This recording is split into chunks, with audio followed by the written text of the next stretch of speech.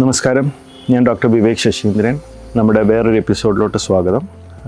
നമ്മൾ കഴിഞ്ഞ കുറച്ച് വീഡിയോസിൽ റൈനോപ്ലാസ്റ്റിയെക്കുറിച്ചാണ് സംസാരിച്ചുകൊണ്ടിരുന്നത്. ഇന്ന് നമ്മൾ കഴിഞ്ഞ വീഡിയോയിൽ ഞാൻ റൈനോപ്ലാസ്റ്റി, അതിന് ഉപയോഗിക്കുന്ന മെറ്റീരിയൽസ്, കാര്യങ്ങളെയൊക്കെ കുറിച്ച് സംസാരിച്ചിരുന്നു. എന്നാൽ റിവിഷൻ റൈനോപ്ലാസ്റ്റീസ്, അതായത് നേരത്തെ ഒരു പക്ഷേ മൂക്കിന് എന്തെങ്കിലും സർജറി ചെയ്ത് സാറ്റിസ്ഫാക്ടറി ആയിട്ടുള്ള റിസൾട്ട് കിട്ടാതെ വരുമ്പോൾ നമ്മൾ പലപ്പോഴും റിവൈസ് ചെയ്യേണ്ടത് വരും.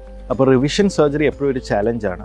കാരണം നേരത്തെ സർജറിയിൽ മൂക്കിൻ്റെ പാലം അഥവാ സെപ്റ്റം, അതാണ് ഞാൻ എൻ്റെ കഴിഞ്ഞ വീഡിയോയിൽ പറഞ്ഞത്, പലപ്പോഴും നമ്മൾ ഈ റീകൺസ്ട്രക്ഷൻ അല്ലെങ്കിൽ റീഷേപ്പ് ചെയ്യാനുള്ള പല മെറ്റീരിയൽസും ഈ മൂക്കിൻ്റെ പാലം, അതായത് കാർട്ടിലേജിൽ നിന്നാണ് നമ്മൾ ഹാർവെസ്റ്റ് ചെയ്യുക അല്ലെങ്കിൽ എടുക്കുന്നത്.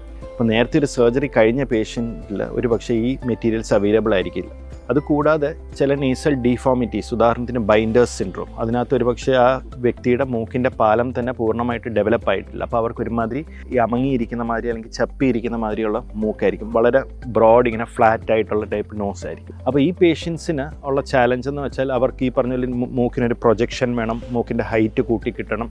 ഇതൊക്കെയാണ് അവരുടെ യൂഷ്വലി ഉള്ള റിക്വയർമെൻറ്റ്സ്. അപ്പോൾ ആ സാഹചര്യങ്ങളിൽ ഇപ്പം മൂക്കിൻ്റെ പാലം, അതായത് കാർട്ടിലേജ് ഇല്ലാത്തൊരു സാഹചര്യം, അല്ലെങ്കിൽ ഡെവലപ്പ് ആകാത്ത സാഹചര്യം, അല്ലെങ്കിൽ നേരത്തെ സർജറി ചെയ്തത് യൂസ് ചെയ്ത് ഫെയിലായ ഒരു കേസിലാണെന്ന് വെച്ചാൽ നമുക്ക് എന്താണ് ഓപ്ഷൻസ് ഉള്ളത്? അപ്പോൾ അങ്ങനെ വരുമ്പോൾ നമുക്ക് കാർട്ടിലേജ് തന്നെ ഹാർവെസ്റ്റ് ചെയ്യാം. അതിന് ഓപ്ഷൻസ് ഒന്ന്, പിന്നെ നമ്മുടെ ഈ ചെവിയിൽ ഇഷ്ടംപോലെ കാർട്ടിലേജ് ഉള്ള ഒരു ഏരിയ ആണ്. അപ്പോൾ അതിനകത്ത് നമുക്ക് സേഫ്ലി നല്ല ക്വാണ്ടിറ്റി കാർട്ടിലേജ് തന്നെ നമുക്ക് ഹാർവെസ്റ്റ് ചെയ്ത് റീഷേപ്പ് ചെയ്ത് ഉപയോഗിക്കാം. എന്നാൽ വളരെ സിഗ്നിഫിക്കൻ്റ് ആയിട്ടുള്ള ഡിഫോമിറ്റീസ് ഒക്കെ ആണെങ്കിൽ നമ്മളൊരു പക്ഷേ യൂസ് ചെയ്യുന്ന ഒരു മെറ്റീരിയൽ നമ്മുടെ റിബ് കാർട്ടിലേജ് ആണ്. നമ്മുടെ വാരിയല്ല, ആ കാർട്ടിലേജ്, അതിൻ്റെ ഒരു ബ്ലോക്ക് നമുക്ക് അവിടുന്ന് ഹാർവെസ്റ്റ് ചെയ്തെടുക്കാം. എന്നിട്ട് അത് നമുക്ക് വേണ്ട രീതിയിൽ ഷേപ്പ് ചെയ്ത് നമ്മുടെ നേസൽ ഡിഫോമിറ്റി കറക്റ്റ് ചെയ്യാൻ പറ്റുന്നതാണ്. Thank you.